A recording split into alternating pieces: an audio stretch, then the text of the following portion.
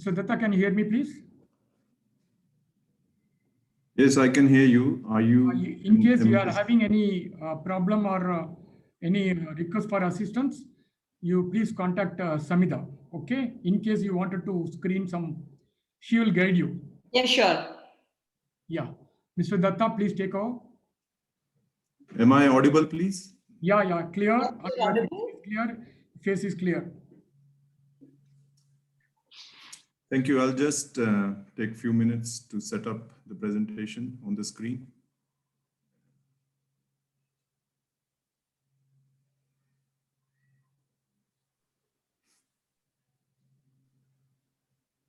Mr. Datta, you had made a request to contact you directly. Anything help you need from us? No, it's under control. Thank you.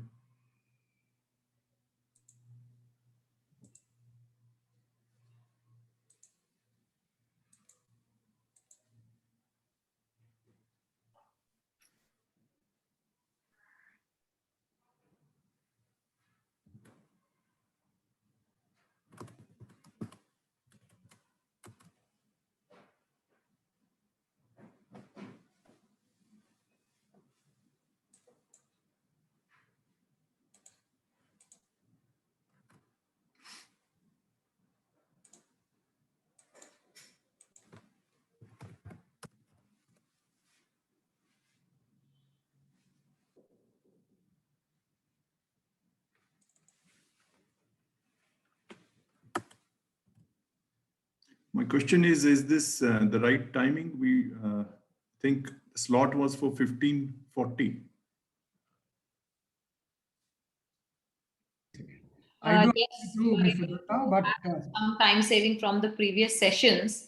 So that's the reason why we are a little ahead of time. Yes, Mr. Kleberg, and thanks to Mr. Shende, they concluded the papers quite fast. So we gave 15 minutes tea break, and then we are starting it a little bit early, the last session. Okay, noted. It gives you a little bit more time as well.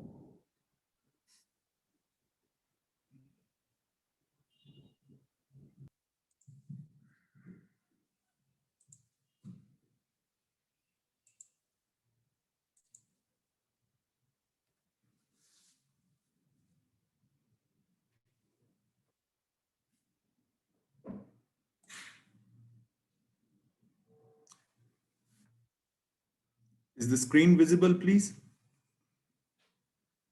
Yes, the screen is visible and your presentation is also equally visible.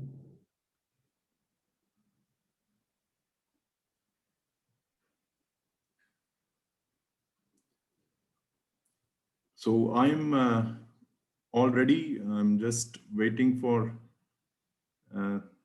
is it okay to start now or should I wait for something? I'm ready from my end. If you are ready, you can go ahead and start your presentation, please.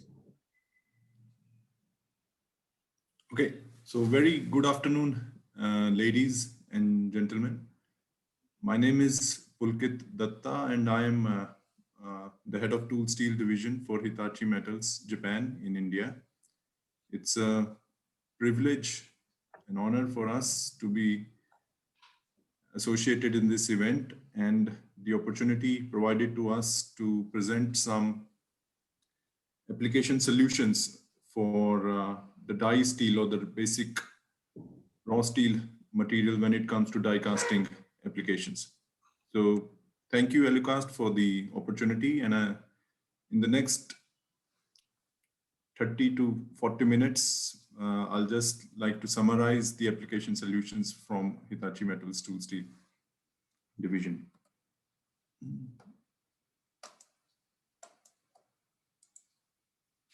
This is the brief agenda for the day. We will start with the Hitachi Metals Japan's brief introduction. Something unique and something intrinsic to us is the isotropic quality of our steel.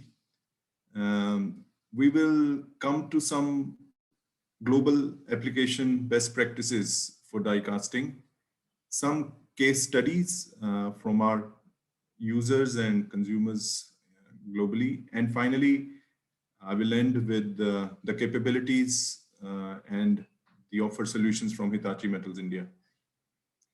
I guess if any participant has any doubts, any questions,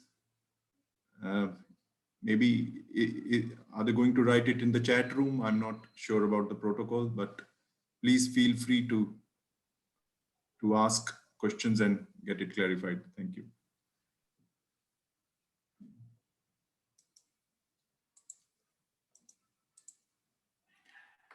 So Hitachi Metals is part of the Hitachi conglomerate. It's a Japanese organization, and Hitachi Metals is the division that deals in specialty steels into very niche areas. And this is a fairly old department now. We are close to 120 years into operations when it comes to Hitachi Metals. And the beginning or the origin of this unit is into the traditional samurai sword manufacturing process. In Japan, Hitachi Metals is now the only certified source for extracting the ore for manufacture of these specialty samurai swords by the traditional Tatara steel making process. And it is because of this that we have been able to put our foundations into a very culturally rich heritage of steel production, and now getting it diversified into various alloy steels and specialty steels as well. But we are more than 120 years old organization when it comes to manufacturing of specialty steels. Yasugi is the name of the place where the manufacture takes place. That's where the mill is located. It's in the south west part of Japan, and it's a coastal area. It's a port town established in 1899. So the interesting part is that globally there is only one manufacturing facility for Hitachi Metals alloys. So wherever the end customer or the end consumer is using our raw material, the production site is only one, and that is in Yasugi. There is no other manufacturing facility anywhere in the world. By this, we are controlling the quality of the steel, as well as making sure that it is getting audited in the highest possible manner. So the origin is all Japan.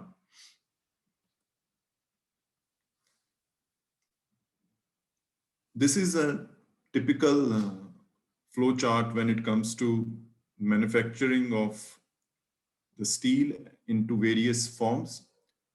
What we would definitely like to highlight is that all the modern methodologies and the processes are used to produce steels in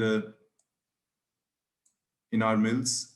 Here on the right hand side, you can see the basic forms and the products that are manufactured in different forms, in bars, flats, ground bars. But processes like VAR, which is vacuum arc remelting, or ESR process, which is electroslag remelting, are used to produce the ingots, making sure that the steel that is used by our end consumers is free from all defects as well as impurities. So as an end user, you get the purest form of steel possible. I hope I'm clearly audible. If someone can please confirm. Yes, you are clearly audible. You can go ahead and present your paper. Yeah, you are very clear. Please go on. Thank you. This slide is just showing the various manufacturing capabilities, but we want to assure the users that all the latest trends as well as technology is being used. But something which is worth highlighting is the equipment used at our mills is a 10,000 metric ton press, which is used to forge the die steel. And this is just like, I like to take the simile of kneading the dough at our place. I mean, it's one of the heaviest equipment available. In fact, the only kind in Asia to have such high capacity of an open die forging press. This is, first of all, used to produce larger cross sections of the raw material, and also making sure that the microstructure is uniform, and the most homogenized uniformity in the microstructure is achieved by using such high-end equipment. 10,000 metric ton Hitachi Metals is the only organization in Asia having such capacity.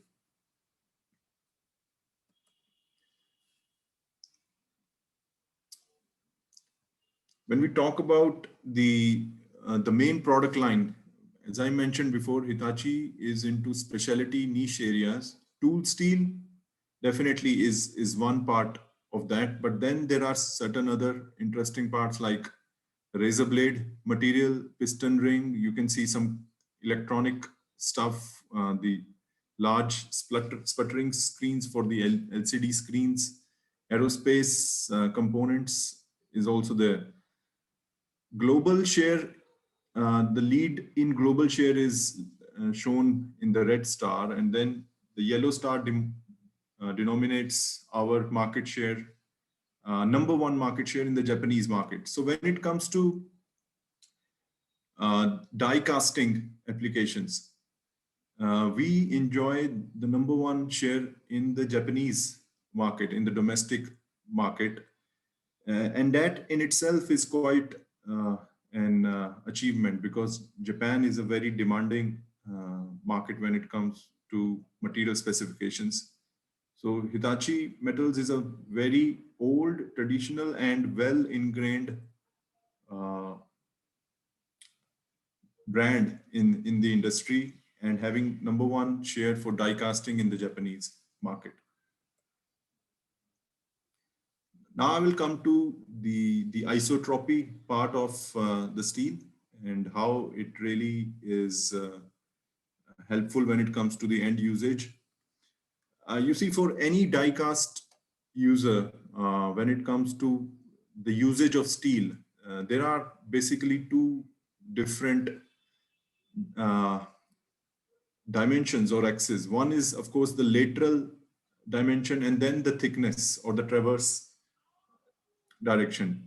What we want to mention here is that we produce steel using the isotropy quality and making sure that the difference of the toughness of the steel in the lateral and the transverse direction is minimum compared to the normal material. I can go into detail about this graph. On the right hand side, it is SKD 61 material mentioned. Here you can see that the toughness in the lateral, in the longitudinal direction is much higher than that in the transverse direction, which is an obvious result of the manufacturing process through which the steel goes through. But when we talk about our equivalent grade, DAC in this case, one, the values of the CHARP values are higher than the normal SKD 61. And secondly, the difference between the lateral and the transverse direction is minimized. So for you as users for steel, you don't need to worry about the dimension or the orientation of the blocks. It can be set up in any direction. The the properties of the steel are exactly the same, irrespective of the orientation of the material. And this is what we call the isotropy property of our steel, which is very unique to Hitachi Metals.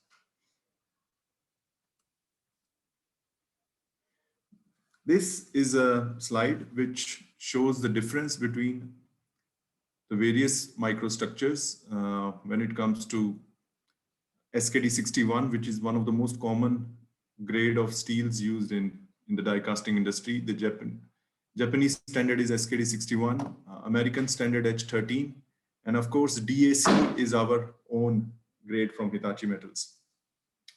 What we want to highlight here is that going into details about the microstructure, here some leading brands from Europe as well as China have been mentioned, and you can see the carbide distribution or the microstructure in the various competitor products.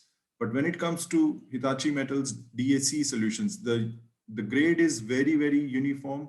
The microstructure is very uniform. The dispersion of carbide into the microstructure is very homogeneous because of isotropy as well as the high-end equipment we use to produce such kind of grades.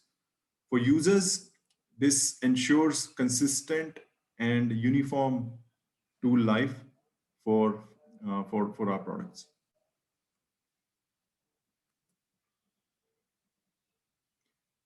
I'll take the next session on the best application practices for die casting. I see many users and some of the leading names in the die casting industry in the webinar today. It's a privilege to be in the same group today, and we would like to just highlight, because you are already the manufacturing experts, but we believe that we have the expertise of the raw material and also the recommendations, at least for the right die making process, which starts from, of course, the raw material. You go up to the rough machining stage, you heat treat the die, leading to the finish machining. Later on, polishing of the die. The recommendation part is, of course, that after polishing, there should be a trial, a production or a sample run for some cycles. Here it is mentioned 50 units, but we, of course, after polishing, we recommend some trial process. Then the nitriding and the coating processes, final polishing, and then putting the die into the production part. One of the most common feedbacks that we get is the heat checks that are arising in the dies as well as the components. And of the utmost importance is that the maintenance of the die, especially the stress relieving between different usages. We recommend stress relieving during the production process after a certain period of time. And that period can definitely be defined in terms of the number of shots before the initial heat check occurs. This can substantially increase the life and the performance of the die, making the best use of the right raw material as well as the process.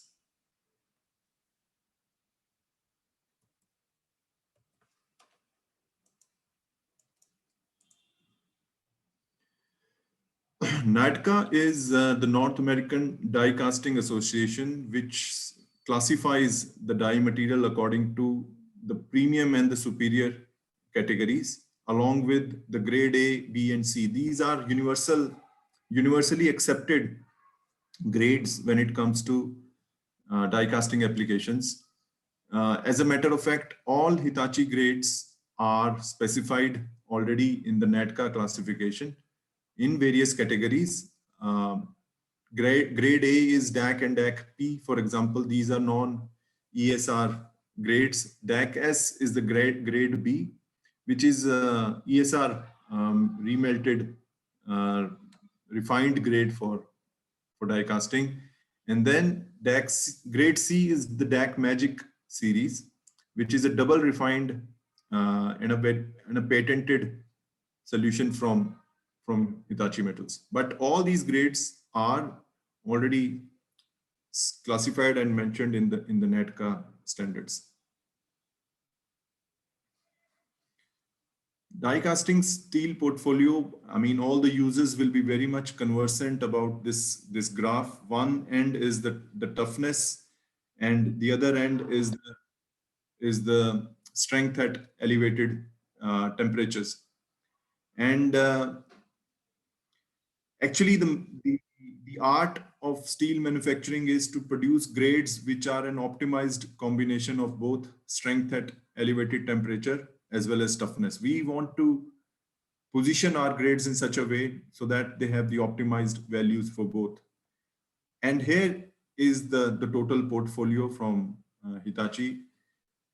And you can see the DAC Magic series is really at the extreme top right with highest amount of toughness and the strength at elevated temperatures. Then we have grades DAC, which is a standard die steel, SKD 61.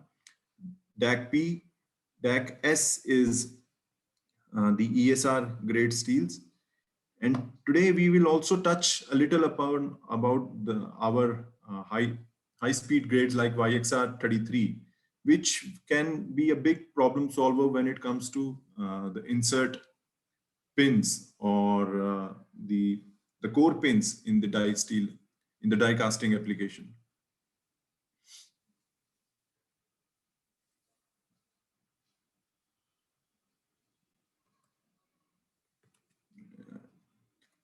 Dear ALUCAST team, is there any provision for the participants to ask questions, or is it going to be purely a presentation mode? The participants will ask their question through the chat box. Okay. And, you can also have a look at it, and I'll also keep monitoring them so that in the end we can answer some of these questions. Noted. I will request and encourage the participants to please put your comments or the questions, and we'll be really happy to answer them.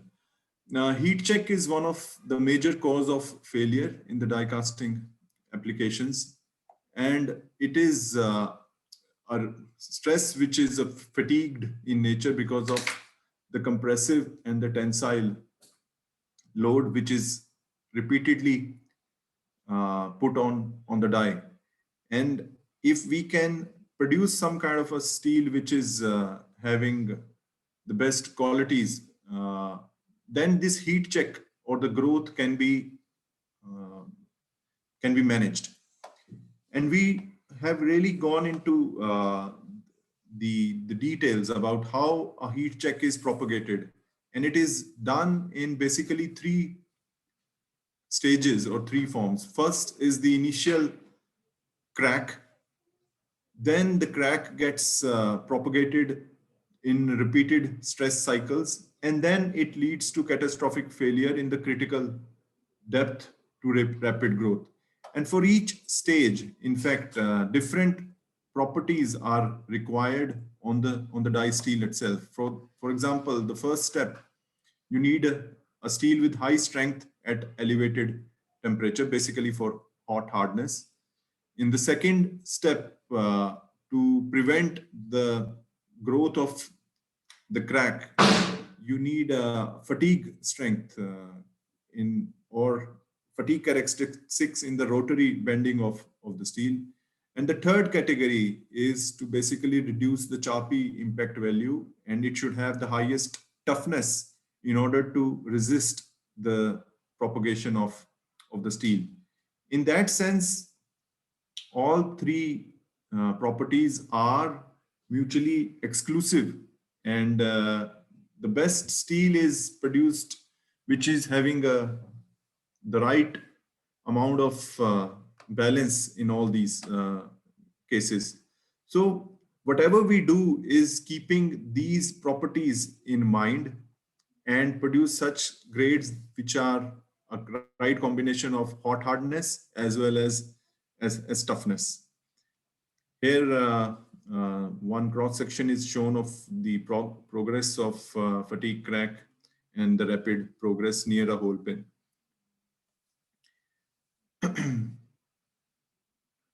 The recommendation is also the preheating of a die is very essential. And we mentioned that to get the best results, the delta between T2 and T1, that is the temperature before casting and just before spraying the lubricating agent, this should be as minimum as possible. Some other recommendations are to avoid concentration of the thermal stress, that the radius of the cavity should be as large as possible, the fillet radius, so that there is no concentration of the stresses.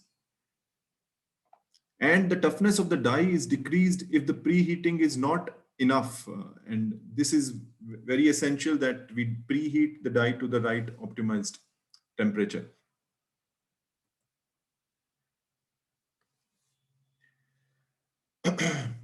As I mentioned, this is the universal standard of H13.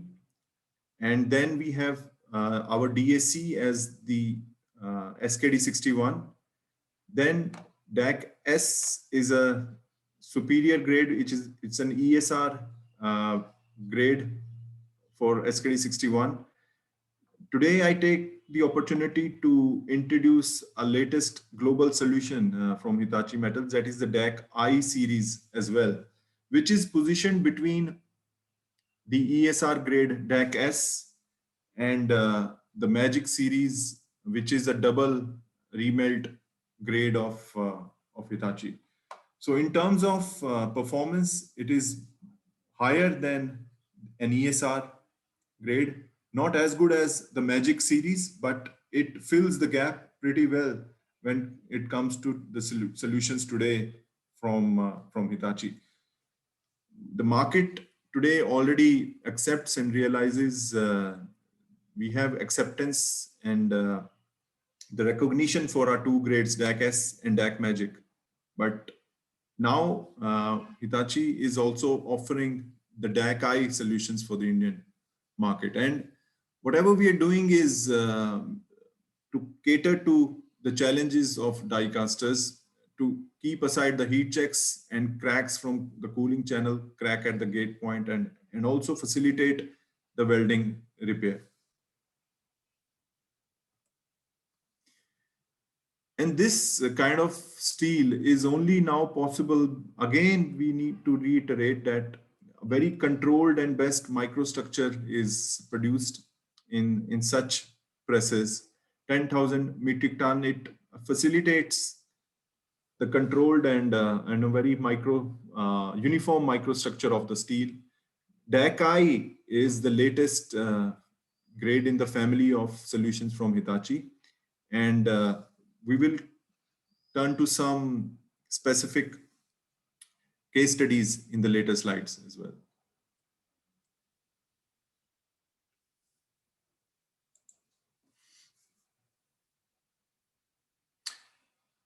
And if we talk about the grade in specific, it's a combination of the four characteristics. One is the tensile strength, then the heat check resistance, fatigue strength, and the toughness. In all the cases, in fact, DAC I is shown in the red graph. When it comes to tensile strength, it is superior than the DAC P or the DAC S series as well when it comes to our existing grades. The propagation of heat checks or the heat check resistance, this is lab-induced test where the thermal fatigue of the die was checked by continuously heating and cooling the die with the help of heating it up and spraying the coolant. And this has led to here you can see the various propagation rates of the steels. The Dakai is having the least propagation and the highest resistance of heat check against even the DACS, which is an ESR grade steel. This graph is showing the fatigue strength. Of course, you can see the fatigue strength in terms of the stress is induced, and the number of total cycles is also better in case of Dakai. And the universal, the U-notched Charpy impact value that denotes the toughness is also on a higher part. So when all these factors are taken into consideration of tensile strength, heat check resistance, fatigue, and toughness, Dakai is having a much profound impact on the die. And it's the grade that has now been accepted by the Japanese market, and we are ready to promote it at the Indian users as well in our capacity.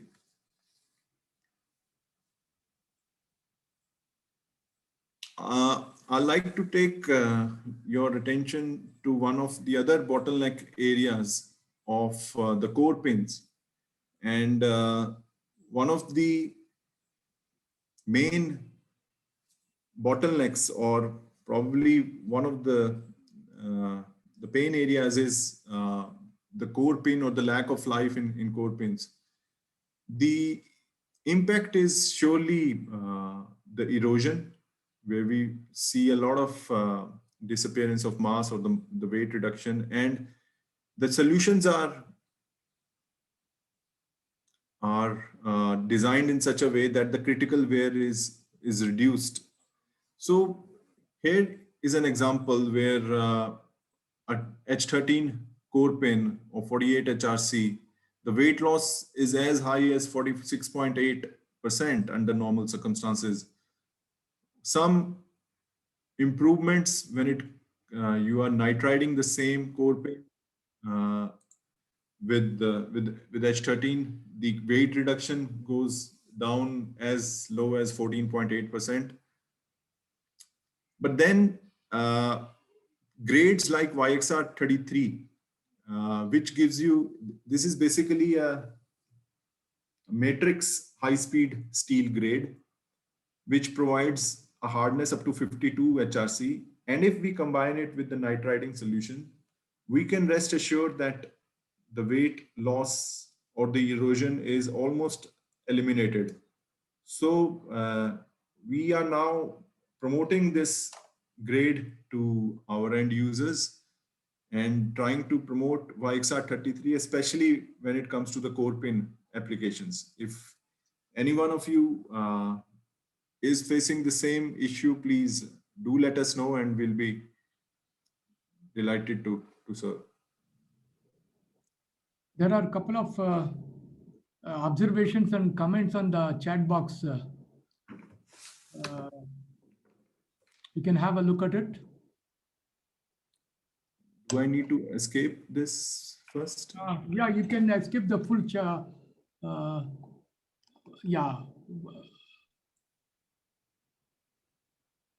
full view. If you escape full view, you can see the comments, or I can read out the comments for you. This is from Vijay Kumar Yadav. As you know, 2W HPDC parts are aesthetic and heat check marks are not acceptable because of the die life is less. Can you comment on this?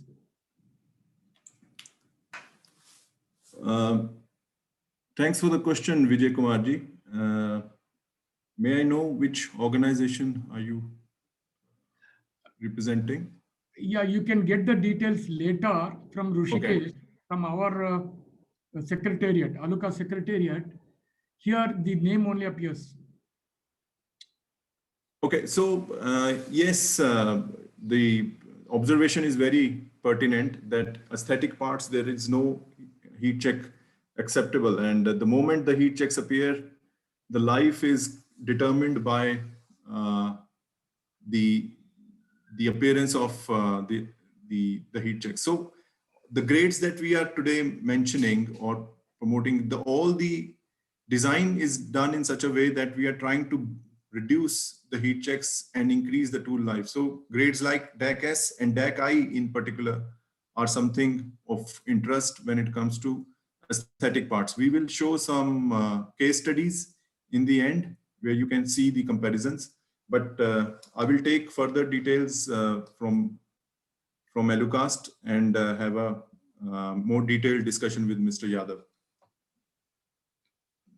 The next question is, does Hitachi have pre-hardened steel from Mr. Bamra? Yes, we do have pre-hardened solutions as well. And for certain applications, we are promoting those solutions as well. So yes, the answer is yes, I can take a detailed discussions with Mr. Bamra on that. Mr. Yadav has the same question again for aesthetic parts, die material, which can claim more than 3 lakh shots die. A very relevant question, and I think all our users define the life in terms of certain shots. But what we would again like to highlight is that tool steel or the good quality tool steel is just one part of the whole chain. The die production process and making sure that there are the recommendations are followed when it comes to heat treatment, when it comes to nitriding, when it comes to stress relieving.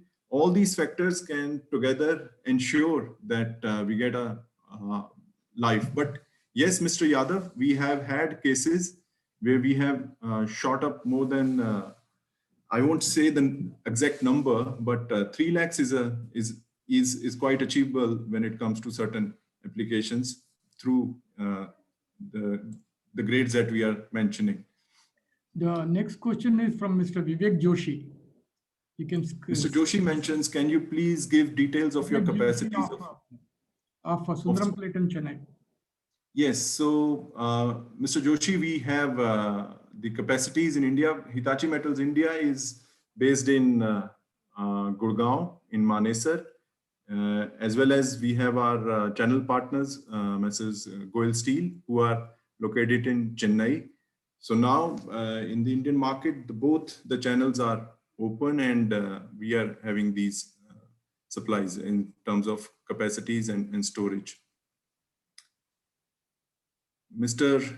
Chandel mentions, which material is good for hole forming pins when casting material is ADC6. So we took that particular slide of YXR 33, and we will again discuss in detail with Mr. Chandel. But yes, there are, we took that core pin slide in particular, and there is dedicated grade for that. Okay, thank you very much for your comments. Please keep them coming.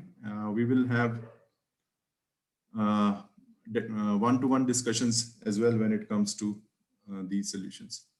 Thank you. Maybe I can take the subsequent slides. Yeah, you can have a few more minutes, please.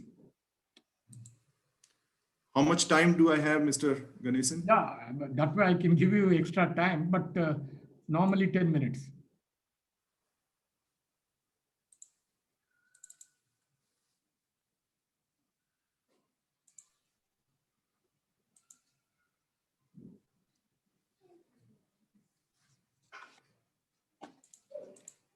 I'm sorry, I'm not able to go back to the...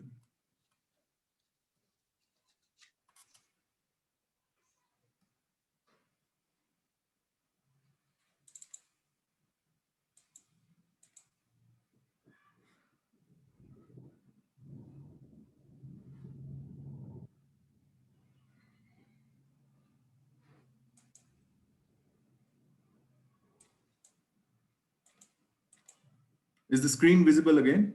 Yeah, it's clear and visible. To get the maximum usage, it is important that the right heat treatment process is also followed. what we would only like to highlight is that optimization is a continuous process, and to get the maximum mileage, we must optimize the process more and more and more. And this is an example of optimizing when it comes to heat treatment, both for quenching and tempering operations. Mr. For example, would you like to put some slides on the screen? is it not visible? No, it's Slides are not visible. Only your face is visible clearly. I'm sorry about that. I'm sorry. So just go to the bottom of the screen and you'll have a share screen, and then you'll be able to click on the screen that the slide that you want to show. Sorry about that. No problem.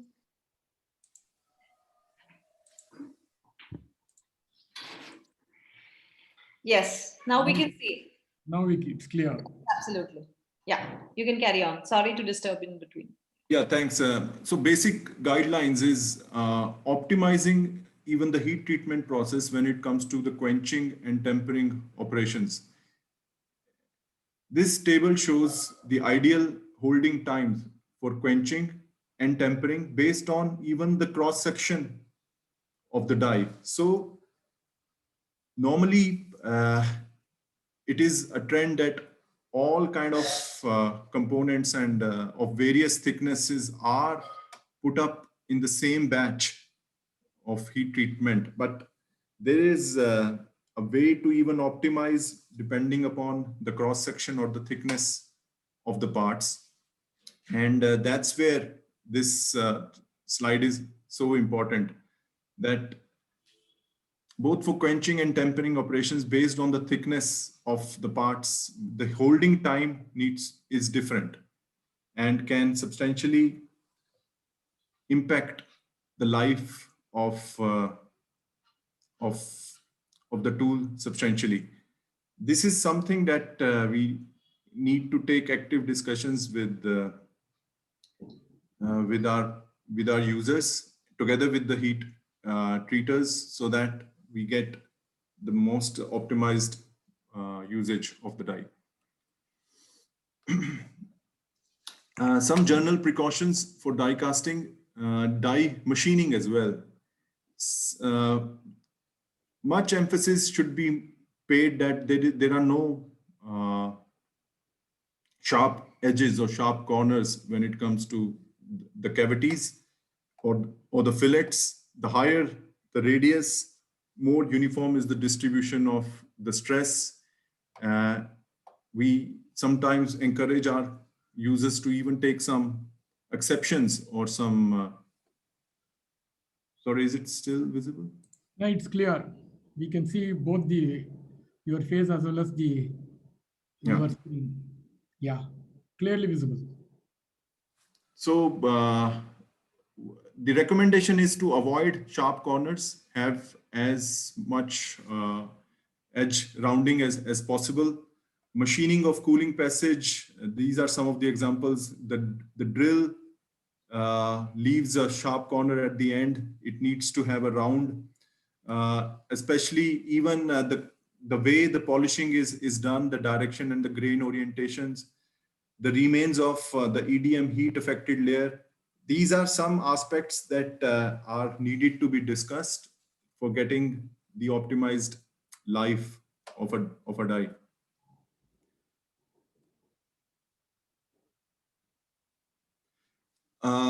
Repair welding of die casting. Yes, there are solutions available. The TIG welding for repairing the dies and having the welding rods for DAC material, as well as when you have the hardened state, we have some solutions of miraging steels, of YAG material, for example, in order to get the best process. So if you are requiring certain spot welding or repair welding of die casting, even those solutions can be taken care of.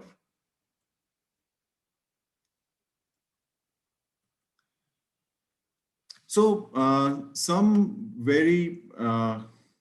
universal cases of DACI, our latest die casting grade, is shown on components like camshaft, crankcase, rudder frame, mission slide cover. These are various casting parts with on different setups of die clamping of 800 metric ton press, 1,650 metric ton press. But because of the paucity of time, we would not be able to go into detail of each operation. But we are here to just mention that yes, there are solutions available with DACI where you can go down in your heat check appearance, increase the life of the die, and make sure you are getting the most optimized results. We can share these results with you in one-to-one sessions. So that in effect is a summary of Hitachi Metals capabilities as well as the solutions that we have. We look forward to have detailed discussions with you and would love to cater to your requirement in increasing the die life as well as improving the performance. That's all from our side. We thank you very much for your attention. I can go back to the dialogue page if there are certain questions. Thank you very much, Mr. Datta, for your detailed presentation of little bit on steel making, little bit of steel forging, and later die heat treatment and die repair as well. If there are any questions, we still have a few more minutes. We can take it up. Or if there are no other questions, we can move on. I request the participants, if there are any more questions, please come forward.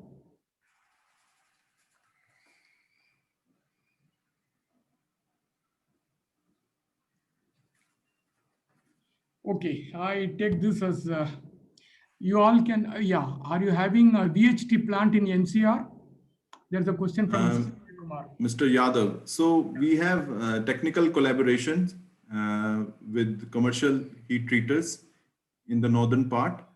The first step was to set up the warehouse facility, and then the logical step is, as we get more associated with more end users, the next step is to have Hitachi's own heat treatment facility as well. But at the moment, Mr. Yadav, we have some technical collaborations where we are sharing the licenses for our grades with the commercial heat treaters. So we can have a discussion with you based on that.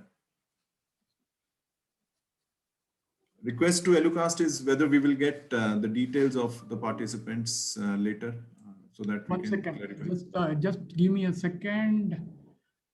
Participants, Mr. Bamra.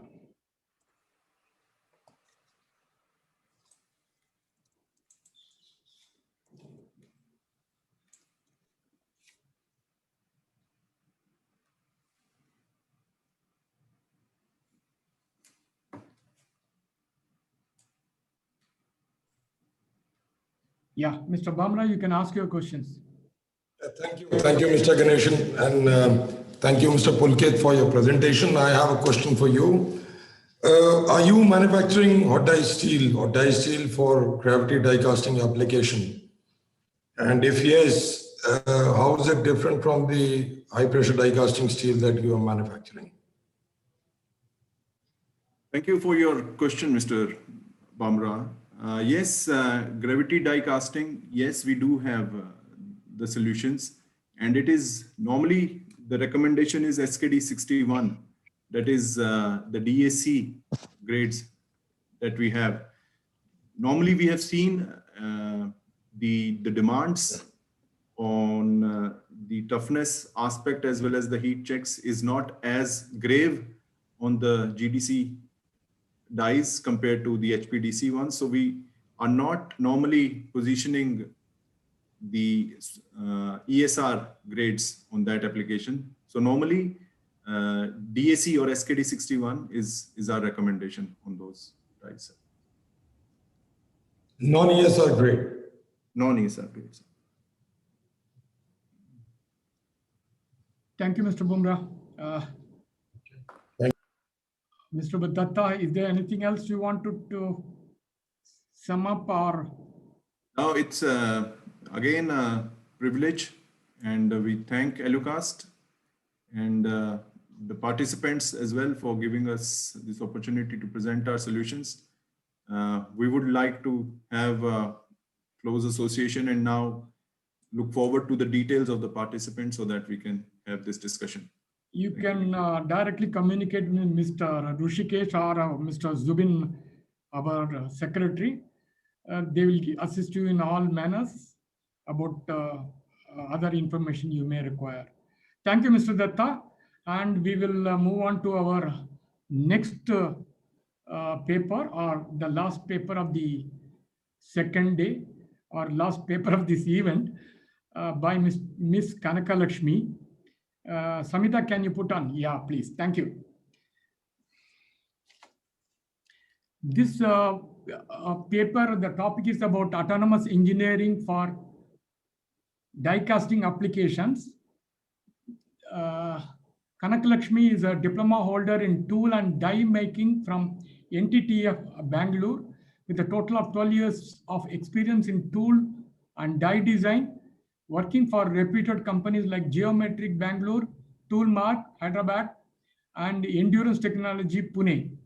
She is familiar with the use of MAGMASOFT simulation software for developing flow analysis of product to suit customer specifications. She is currently working with MAGMASOFT as an application executive for non-ferrous applications.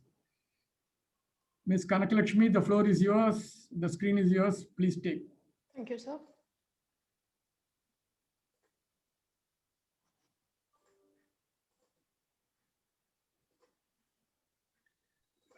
Can I request you to switch on your camera, please? Yes.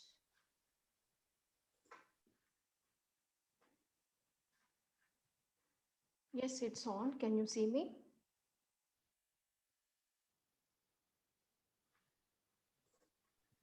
No, we can't see you. You want any assistance? I'll ask Samita to guide you. Yeah, sure, sir. Samita, can you guide her, please? Samita, you are on. Okay. From my end, it's on. I can No, it's not coming. Your face is not coming through. 1 second. Yeah.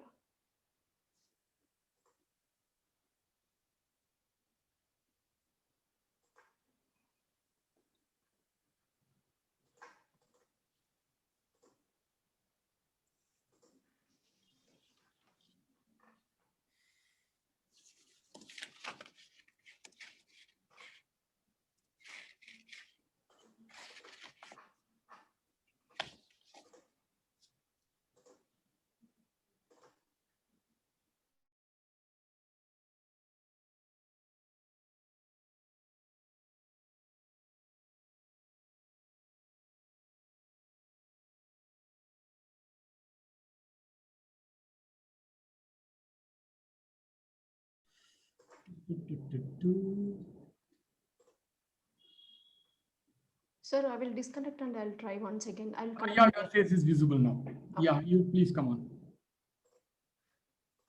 I can see you. Okay. Can you all see my screen? Yes, we can see. Okay, thank you. Good afternoon, everyone. And thank you, ALUCAST, for giving us this opportunity. And I thank everyone for joining me here this afternoon. Here, my presentation is about how does MAGMASOFT autonomous engineering helps for die casting applications. Let's see the small introduction about our company. We are in the present since 1988. Our headquarters is in Aachen, Germany. We have our subsidiaries in Korea, China, Singapore, and India, it's in Hyderabad. We also have in USA and Brazil. This is our journey. If you look at our history, almost for every 2 to 3 years, we have a major upgrade. And in between, we release the patches for bug fixes or for better and faster calculations, and also for the enhancements of data sets. These are our customers worldwide, 3,600 plus installations. And these are our Indian customers, 130 plus licenses.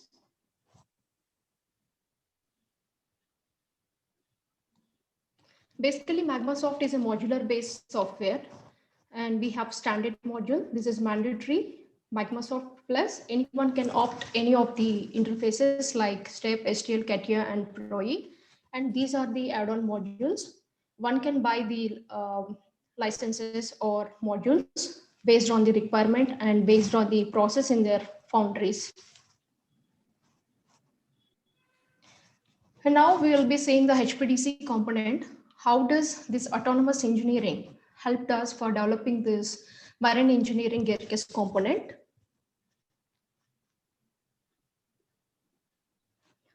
These are the topics we'll be discussing in the further slides. Fast analysis of the component geometry, model and simulation parameters, short curve and die filling, solidification and energy balance, optimization of short profile, fast pace, analysis of this prep process. So the first step, what we do is when we receive the component from the customer, while feasibility check, we do wall thickness analysis, because this is the most important factor to be considered, because based on this weight of the component, we quote the price.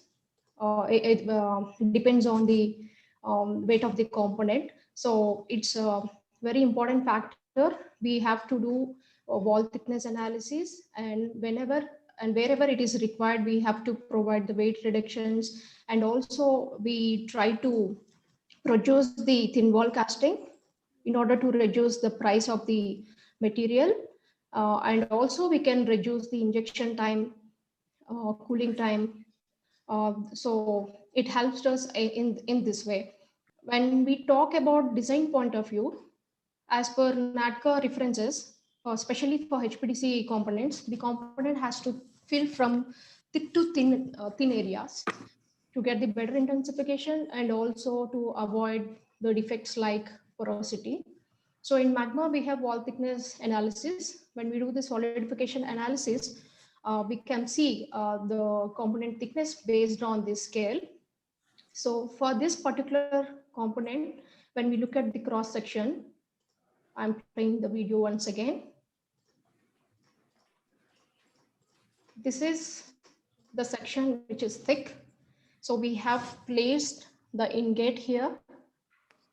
We can see in the next slide. So this is the short model. Here is our gating placement. These are the process parameters considered for this particular project.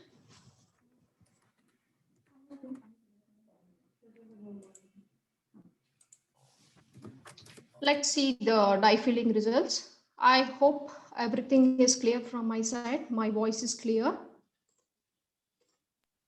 Yes, your voice is very clear. Yeah, thank you.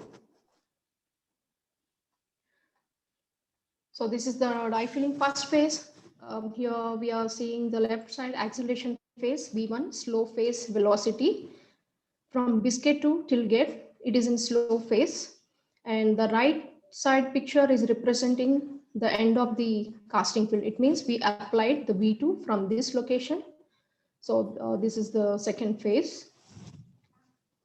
Here we can see the fill time.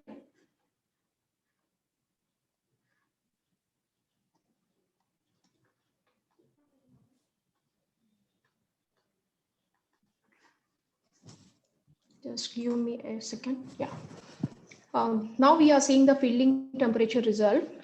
This result helps us to identify the defect like cold shut. For example, our pouring temperature we considered here is 630. And this is the liquidus temperature. 595. So during filling or end of the filling, this metal shouldn't fall below this 595. If it happens, then we can predict the defects like cold shut. Class she must attend. I'm getting a lot of disturbance. Can you all please mute your mics?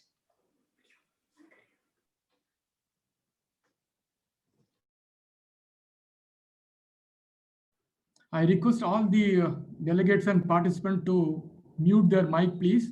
It is disturbing the presentation. Thank you.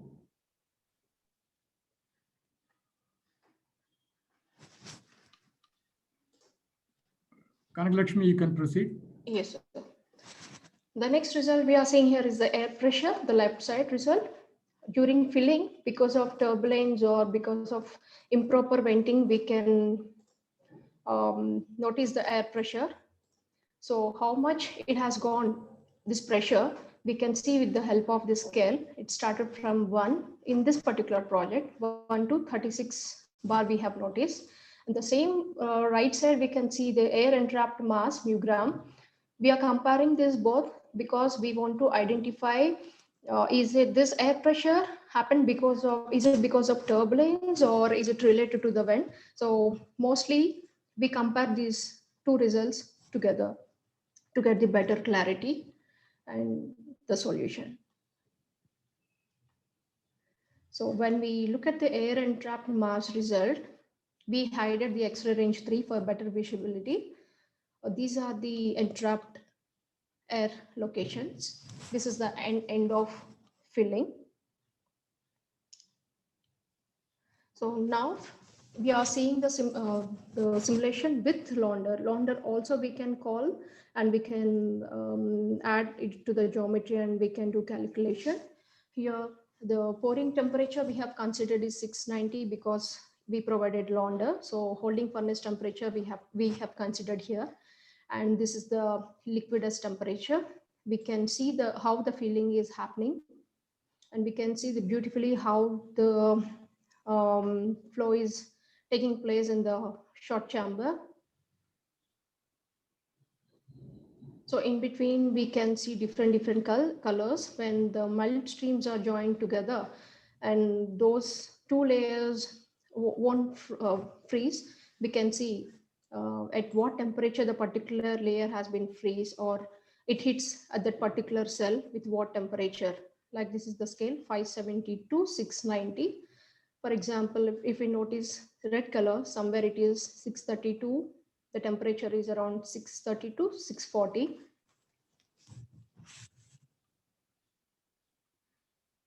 So now we are seeing the metal velocity result. This is the scale velocity in this component. For this particular gating, we have noticed the maximum metal velocity is 56 meter per second. We all know if the metal hits with the high velocity continuously, the life of the die will reduce because it gets worn out. So when we notice in simulation, this result helps us to modify our ingates and to reduce the velocity at the ingates. The right side picture after hiding the X-ray range, this yellow colors are around 52 and above velocity. And this is the actual component left side. This component, when we are trying to correlate with magma results in mole erosion, we can see the defect. This result, it shows based on the velocity and the direction of melt which hits the die surface. By seeing this result, we can predict these are the possible mold erosion regions. And of course, in reality, there are many factors such as surface quality and quality of die steel, hardness, and so on can influence how much and how fast this die erosion can take place. I mean, that severity will be different in actual case compared to the simulation, but we can predict it. These are the possible regions. Based on that, we can take our a decision to modify or in-gates, or for example, we have to reduce the die temperature. So many influencing parameters we can play. The next result is material trace. Here we have placed 5 ingates. So we are seeing the different colors from each ingate. We can see here this red color is from this gate. So we can identify from the particular ingate which part of the casting section is filled by which gate. And in between we can see the mix up colors. It's happened because of mixed streams. This both are same results in different view. The next one is tracer. Basically, it helps to identify, or it helps to check the turbulence, how its turbulence are being created and how the tracer particles are moving. And this scale is indicating the age of the particle. Based on the color, we can guess where the fresh particles are moving in the casting and where the accumulated particles are locating. And we know or this basic thumb rule, like in HPDC, the first flowed material has to accumulate in the chill path and overflows and chill path. So based on this, we can understand if required, sometimes in the hollow areas like drill, what we call bore areas, because of the turbulence, we can notice the cold material. In that case, by seeing this result, we can modify or we can add on the overflows. In tracer result itself, we can see different results. The first one is path length. By seeing this path length, we can understand the particular tracer particle, how much length it has been traveled. For example, it starts from 0 to 1750. This color, we can see the red, for example, the particular particle has traveled up to 1000 mm. If the particle is traveling for longer time, what happens? We can expect a temperature drop. The same we can see in the right side. This is path length, and the right side result is velocity. In tracer itself, we are seeing the velocity. This yellow region is around 63 meter per second. It means from the ingates, the metal is hitting with 63 meter per second. It is clearly indicating that the metal velocity is higher at the ingates, and visually we can clearly understand with this different colors. This blue is representing around 13 meter per second, and dark blue is 18, and whereas in red color is showing 36, somewhere just after crossing the ingate, the flange area and the casting, we can see 36 meter per second. And the next result is the temperature. The tracer itself, during tracer particles, while flowing the tracer particles in temperature, we can understand. We can see the temperature here, 611 to 625. This yellow color is representing 625. It means here there is no temperature drop at the moment in front of the gates. After metal has traveled some distance, we can see some drop around 619. It means this tracer itself, in one result, we are seeing the combination of results. The last one, the right bottom one, is in-gate material trace. By seeing this result, we can understand which part of the casting section is filled by which gate.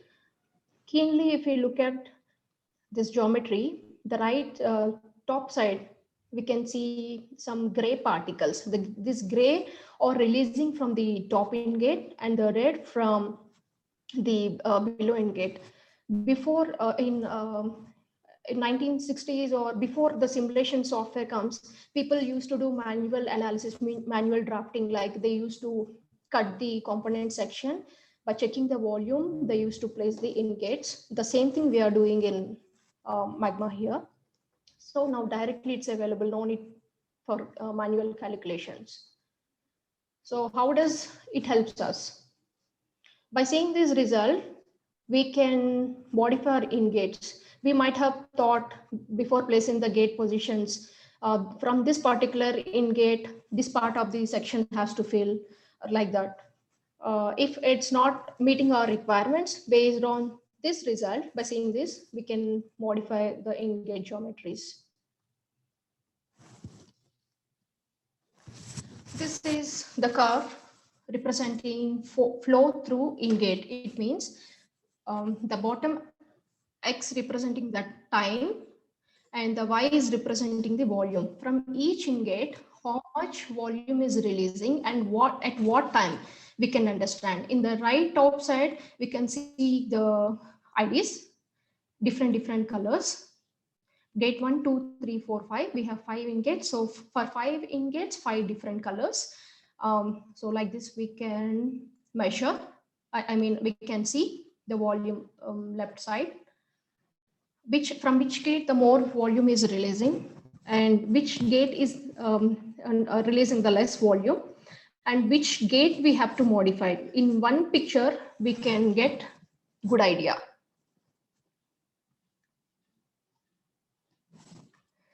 So let's talk about solidification results.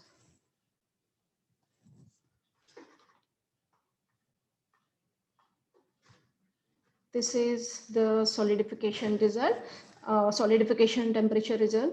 595 here we are saying is liquidus temperature, and 555 is the solidus temperature. How the casting is solidified, we can see while playing the animation video. And by seeing this result, we can identify the possible porosity locations and what time the gate has frozen. For example, initially, while we placing the, for calculation, we considered some thickness. As per calculation, we designed, we called the geometry and we simulated. We found that, for example, I'm saying, this in-gate is freezing fast. Better intensification is not reaching. So by seeing this temperature result, we can modify our in-gates, not theoretically, but practically. Saying this one, it helps us to modify the in-gates, or if required, adding additional in-gates. For example, in the right side, if we see after gate cutoff on the top bore area, there is no connection. I mean, there is no feeding for the particular area. It's disconnected from the gates. For example, it is a critical area and the casting orientation also different. And at any cost, there we have to avoid the defect. In such cases, by seeing this defect, we can take the decision where we have to provide the gates and how we can avoid the defects, like by providing the cooling. Sometimes cooling is not effective. So in such cases, what can we do? Such decisions can be made by seeing this result. Now we are comparing the hotspot and porosity result. Please ignore this one. In between this gray color or the loose pieces we have kept while taking the pictures, forgot to switch on. This is the hotspot. We can see with respect to the scale, we can understand the severity of the hotspot, and the right side is the porosity. Why we are comparing these two is based on the hotspot cooling time. Hotspot time, we can decide the cooling time, and in the right side porosity, we are placing because based on this time, we can expect the porosity defect, it is critical or not. Porosity alone, we cannot check. The next result we are seeing here is pore-free zone, which is newly introduced to Magma since 541. I'm playing the animation again. In high pressure die casting, usually the high cooling rate takes place between the die boundary and the melt. Then it creates some layer, defect-free skin layer. That skin layer we call here as pore-free zone. When we model the casting, while we providing the machining allowances after checking the basic solidification analysis, and as per the customer mentioned machining locations, we add machining tolerances for the cast part. Then while viewing the solidification results, if we notice just below the machining surface, if we found any defect, oftenly we get doubt whether it's open during machining or will it create leakage. So such what to say, doubts we can avoid, or we can get some solution by seeing this result. Here we can see the thickness for free zone, it's in mm. How much thickness is this layer has formed, we can see. I'm playing the video. You can see here the thickness we can see with respect to the scale. It means by seeing this, we can take the decision. Sometimes we provide the machining allowances, for example, instead of 0.8, we provide 0.5. Or in the reverse way, to reduce the cost of the material, we provided less tolerance. But we have noticed just below the surface, pores, some pores. What happens during machining? It may expose it to the surface, and some unclean we can expect, as well as there is a chance of leakage.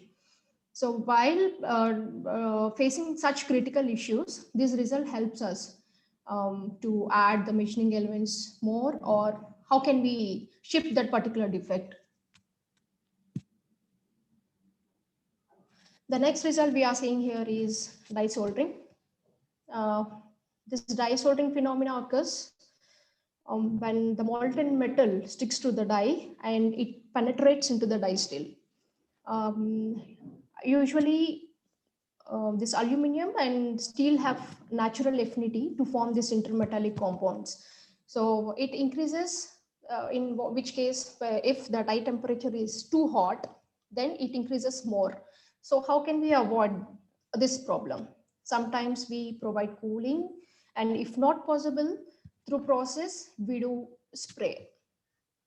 So this die soldering defect also we can predict in Magma with respect to the time. We can understand the severity. Here it's these zones are more through scale. We are understanding here it's the soldering intensity is more compared to the beside pin surface area. The next slide is about temperature profile in the die. So in simulation itself, we want to understand after how many cycles we are achieving our required die temperature. So how many heating cycles are required to get the desired temperature? By seeing this graph, we can understand. And the bottom X scale is representing the cycles till 1, 2, 3, 4, 5.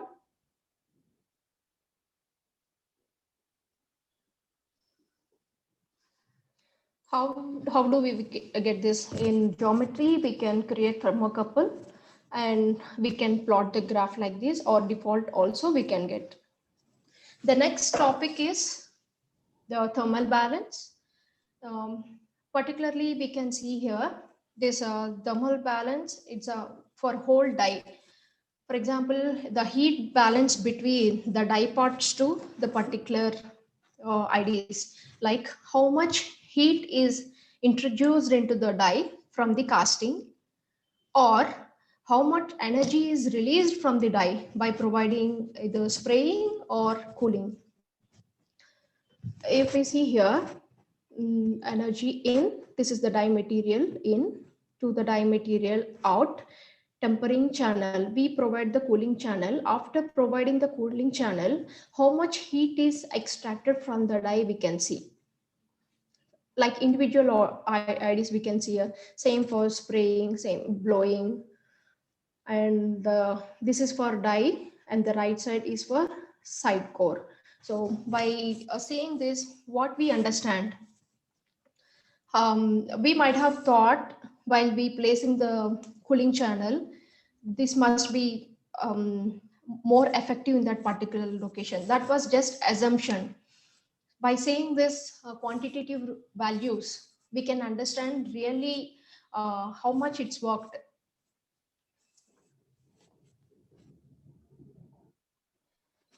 So next we will be seeing the design of experiments for optimization. How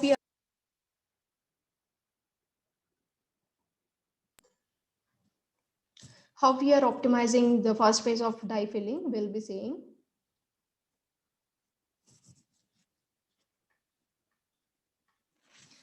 So for this particular component, especially we want to focus on these magenta color areas instead of focusing the whole component. In this component, particularly, these are the important zones. Here, I don't want any type of defects. We got this from customer, I mean, in the drawing, porosity levels or defect free locations, we understand, we get from the customer. In that case, especially we want to focus more on these particular location. Then in Magma, we have one option called evaluation. We can define one specific area and we can assign it as evaluation. Then we are going to optimize now V1. These are my variables. First one is the plunger position, lower limit we have defined, upper limit we have defined. Here, if you notice, design of experiments automatically system calculates. We are not doing manual analysis. Because of this, we are saving a lot of time and we can get the clear idea by combining all the variables and required objectives. The second variable is plunger velocity V1, lower limit we have defined and the upper limit we have defined. In the bottom graph, you can see the actual graph and the defined values. And the left bottom here, you can see. So by these combinations, we got 30 designs. It means calculation, it runs with these combinations, 30 designs and it shows the output.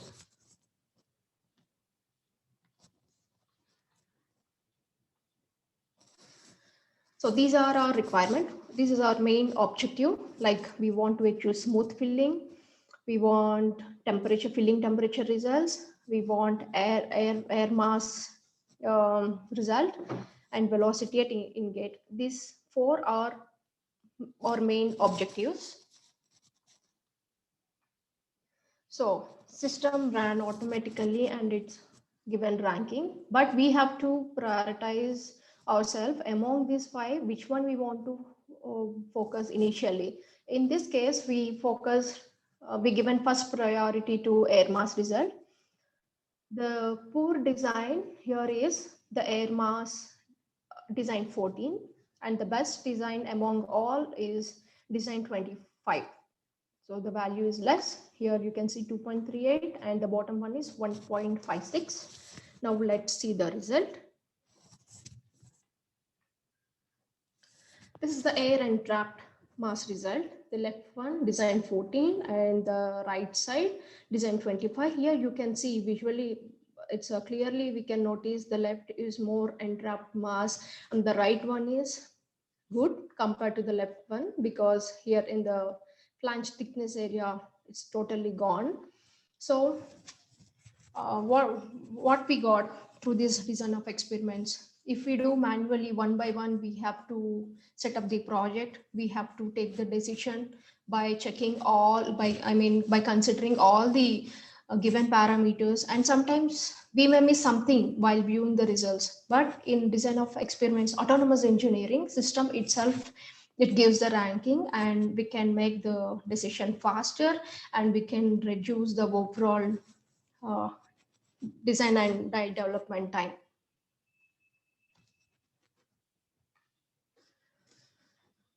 The next one is the filling temperature result we are seeing. The left side, the poor design filling temperature result, lot of temperature drop is there, and the right side is less compared to the left design.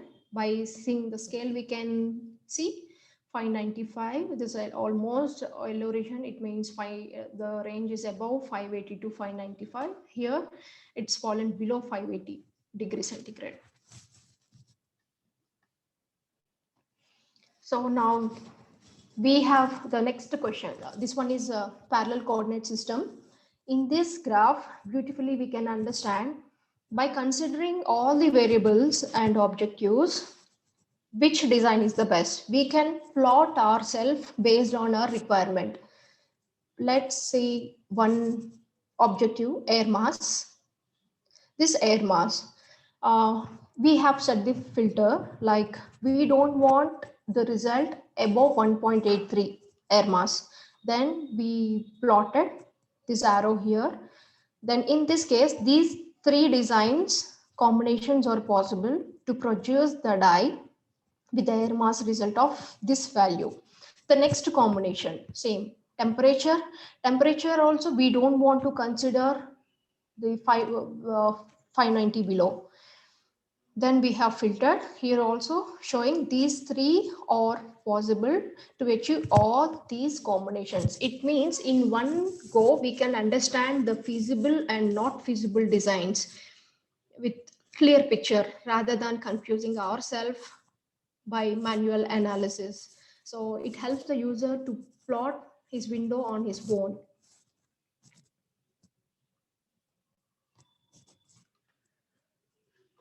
Now we are seeing the temperature result of combination design 10, 18 and 24, how the filling is taking place we can see.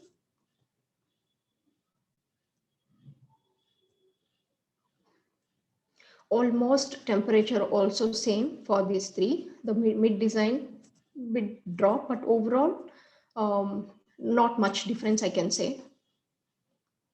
And this is the best compromise for all objectives. These three are air and trap mass result. Right side we can see the scale.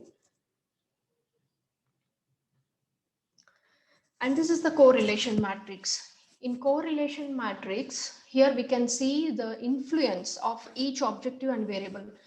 For example, we have given here smooth filling is our objective, and we are combining the combination. Whether the first phase optimization is influenced on this particular objective or not. This X I'm comparing with the Y. So first step, if we see smooth filling to velocity, these two are objectives to objectives, we can't compare. So here no graph plotted, the same objective. These first three are same. For objectives to objectives, we can't compare. So the result is empty. When we are comparing the smooth filling and first phase velocity, it means it is indicating that if you optimize the first phase velocity, it impacts on smooth filling. The correlation, the severity we can see with respect to the scale. Same, each and individual objective we can compare with the given variable. So here we have compared all these objectives with the given variables. So in one step, if someone comes from the different department, the person who doesn't understand the simulation, if you want to make him understand by seeing this one picture, you can say that these are the particular objectives has impact on the given variables. So this parameter is influenced on this. Clearly, he can understand.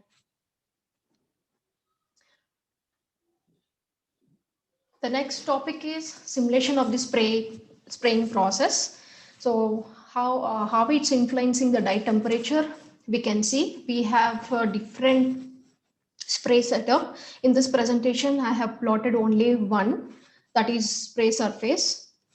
In definition, I mean in geometry, we have created the surface. It means we have defined the spray surface. With this thickness, it's going to spray overall the die. Like this. We have created the program, same like actual case, what happens in shop floor. This animation we are playing here. Individual step, we have defined here spray cycle. When it has to spray at stop condition, start condition, blow condition, everything we can do it here. Then now we can see the dye temperature results. The spray head, in the result we can notice. Once again, I'll play the animation. The spray surface we have defined. It started spraying till biscuit it sprayed. The same for slider as well. The temperature we can read with respect to the scale. It starts from 100 because input temperature we given as 100, and it has gone up to 450 degrees centigrade. So by seeing this result, we can plan cooling, or sometimes where the cooling is not possible to provide. In that case, manually, like a spray through process, we have to control like spray. By seeing this result, we can get some idea where more spray is required to reduce this dye temperature. And we have different types of spray. In 542, we have introduced this mobile spray. In the before slide, we have seen earlier classical. Classical means entire surface is spray. In moving surface, we can define the particular surface, the thickness we can specify. Based on that thickness, the spray action will take place.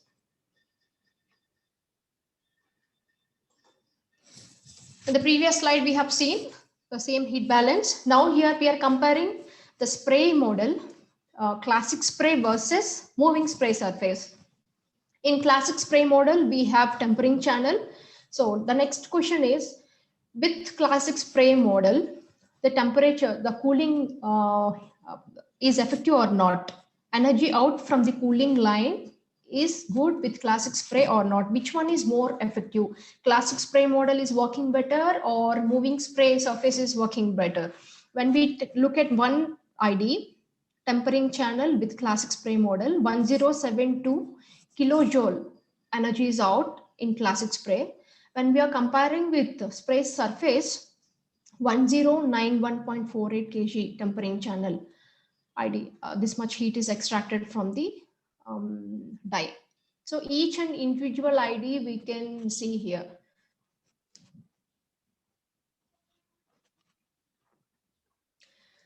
Next, Magma Interact. It's our software. To view the 3D results, we can export MAGMASOFT results to this 3D viewer Interact. Those who don't have MAGMASOFT also can look at this result. Like it's our communication, common language between the parties, whether it's internal or external. Like internal within the organization also can use, or the external like suppliers or customers can ask the data from their vendors, and they can call that file in the Interact, and they can view, they can rotate, they can take clipping plane, and for better visibility and for faster decision making, it's a very good tool. Anyone can download it from our website, magmasoft.co.in. It's asked for registration, like you have to give your details, name, and which organization you are working for. Then you can download it. And this is the end of my presentation. If you all want to know, if someone wants to know more about MAGMASOFT, you can visit our website, magmasoft.co.in. And if anyone having questions, I'm glad to answer. Thank you very much, Kanaka Lakshmi. That was a very excellent, elaborate, detailed presentation. I doubt if there will be many questions. To start with, there is a question from Mr. Rajiv Kumar Chandel. Can non-filling be tracked by using this software? Yes, we can predict non-filling. Because while metal flowing, when it happens, when the metal streams are not fusing together, it may happen. So direct result is not there, but indirectly by seeing the filling temperature result, we can predict non-filling defect as well. Mr. Vivek Joshi from Sundaram Clayton has commented that this is an excellent presentation. So congratulations. Thank you, sir. What is second indicates in soldering scale? This is from Rohit Sadpal. I'm not able to. Yeah. that soldering scale by default, software gives, depends on the project, it varies. In this project, once again, I will show in my presentation. You share it? Yeah. Share screen. Can you see my screen, sir? Yeah, now we can see your screen. Okay.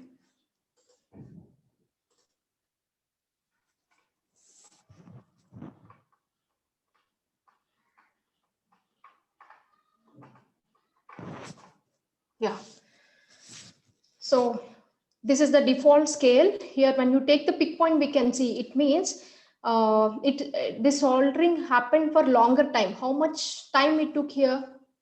23 seconds. From 0 means the severity is less soldering. If the scale is on higher side, the severity also keep on increasing. For this particular project, this slide, it is showing 23 seconds at this slender portion. It means the severity is high. This is the by default scale. It's in seconds. Okay. The next question is from Sundaram Clayton Padi. Yeah. Allowable spec of air entrapment mass. Pardon, sir. Can you repeat again? Allowable spec for air entrapment mass. Actually, this is the newly added result in 542. We are asking our customers to do validation project. Right now, we don't have any limit because this air mass varies. It depends on the volume of air it's created inside the cavity. It varies, depends on component to component. Right now, we don't have fixed scale. Just based on the scale severity, we are deciding whether it's critical or not. Okay, there is one more comment from Mr. Gag, Rakesh Gag. Very detailed presentation, and again, congratulations to you. Thank you so much. The one question I would like to personally ask is that the case study which you presented, is it with the chill vent, vacuum chill vent, or only just air venting? Air vent, chill vent? Air vent. Air vent only, no vacuum. Vacuum is not applied. Okay, thank you. If there are no more questions, Tej, you want to ask any questions? 1 second.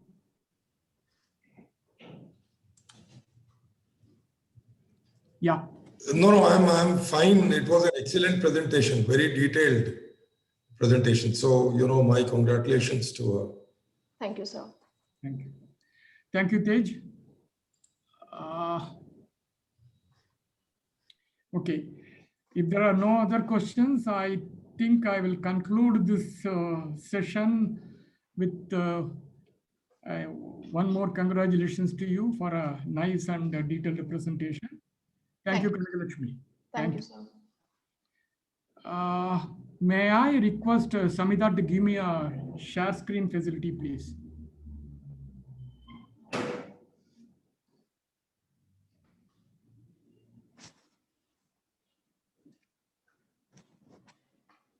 Samita, could I have a share screen?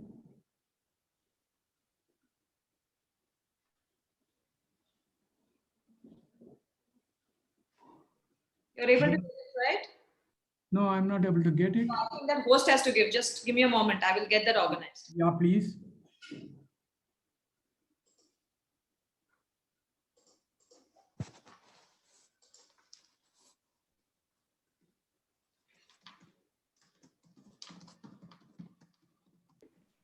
Sir, we are already able to see your screen. Yeah, but what about sharing? 1 second. We can see it, sir. Yeah, you can see it. Okay. Yeah. Okay then. Okay, 1 second. Let me go for the presentation mode.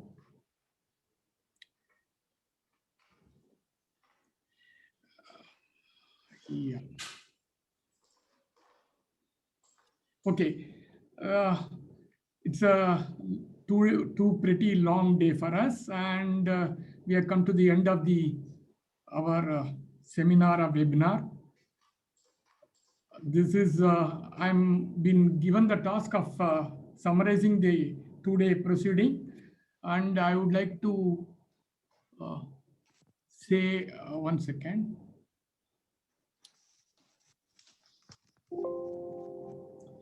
The conference was inaugurated and addressed by Mr. Parabrahmam, the trustee, our trustee from Bangalore. The first paper was on surface treatment of dies by Mr. Midson. And of course, he is from US. It was close to midnight when he presented his paper. This paper was on physical vapor deposited aluminum chromium nitride coating, which improved overall performance of die and extended its useful life. The next presentation was on thermal vision on real-time temperature monitoring of dies by Mr. Maheshwari of Marpos. The third paper was on triggering technological transition by Mr. Rathod, Godrej Tooling Division. The fourth presentation was on using X-ray technology to control rejections immediately after casting stage. Well presented by Hemant Kumar of Carl Zeiss, discussed about line defect analysis. The fifth paper on the first day was on digitalization of application along with the automation by Mr. Jagannath of M2 Next Solutions by using indigenously developed IRIS system, which essentially aids Industry 4, an excellent presentation. The next was on a presentation on fusion, the next generation die casting machine by Mr. Sinelli of Buehler, where he highlighted the innovation and capabilities of these new machines. This was followed by a paper on advanced aluminum refractory technology by Mr. Nelson of Allied Minerals Product. It was early morning, very early morning, maybe around 4:30 in US, and he was up and ready to present his paper. He highlighted the improvement in refractive material, which reduces the corundum formation, improves the refractory lining life in aluminum melting and holding furnaces. The last paper on the first day was on vacuum die casting technology about the level of vacuum required for a good die casting parts by Mr. Emneger of Fondrex, Switzerland, who explained in detail about the vacuum required inside the die as well as about the die seal. Normally, the vacuum, higher the vacuum, also sometimes creates the problem. There was a question about the shrinkage. The application of vacuum does not influence the level of shrinkage in any way. Sometimes they may get worse. The second day was started by an opening address by Mr. Kaushik Manna, CEO of Rockman Industries. He remotely released the ALUCAST conference technical volume. He remarked that the change is inevitable, and change now is a new constant. How true. The first paper was on improvement of melt quality by using the new MTS 1500 series by Mr. Philippi Kenitza, Fosuco International. He mentioned about the new fluxes, which improves cost saving, reduces loss of metal in dross, better strontium pickup in molten metal, reduce the grain size, and hence improves the mechanical properties. This was followed by advanced and high performance die lubricant technology for optimizing and cost saving by Mr. John Belt from Chemtrend. He highlighted the importance of selecting correct lubricant that improves the metal flow characteristics. The third paper of the day was on using simulation technique to optimize casting process for developing high quality casting. This was presented by Mr. Kaushik of Kaushik International with a number of case studies which were quite interesting.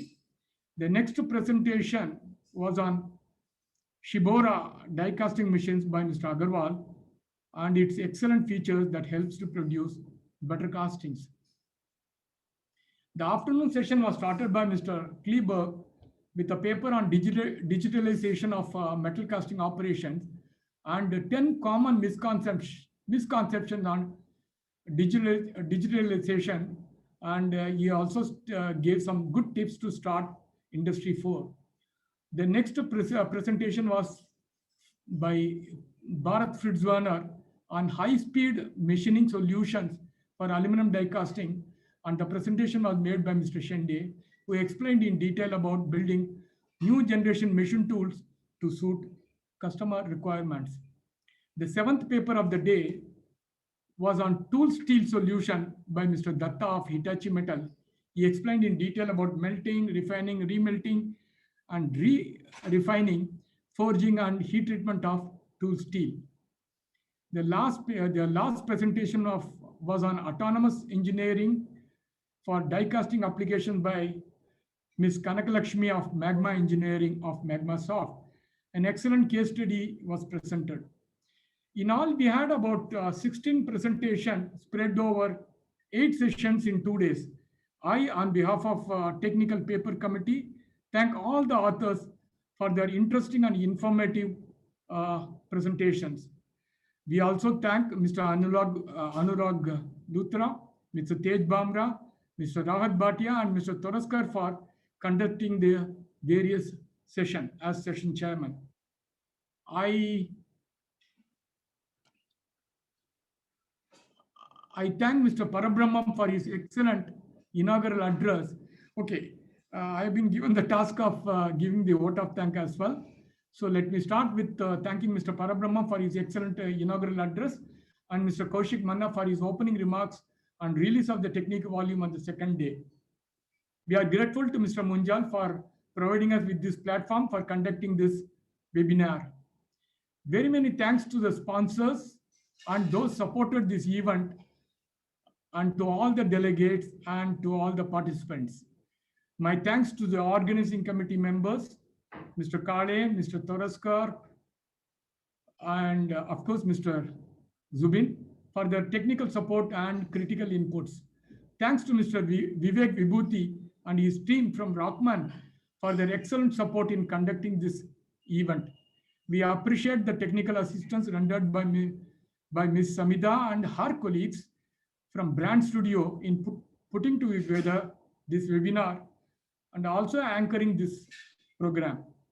Last, if not least, our thanks goes to Mrs. Veena and Mr. Rushikesh for from our ALUCAST Secretariat for their excellent background support. Finally, we see you all in December at Chennai 2021. God willing, we all will meet in person and enjoy an excellent conference and exhibition next year. Wish you all a nice evening and good weekend. Thank you.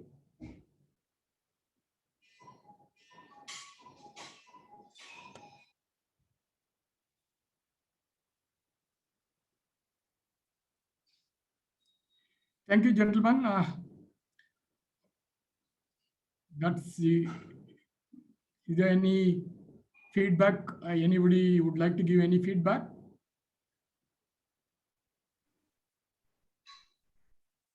Thank you, everyone. And one small request, kindly fill the feedback.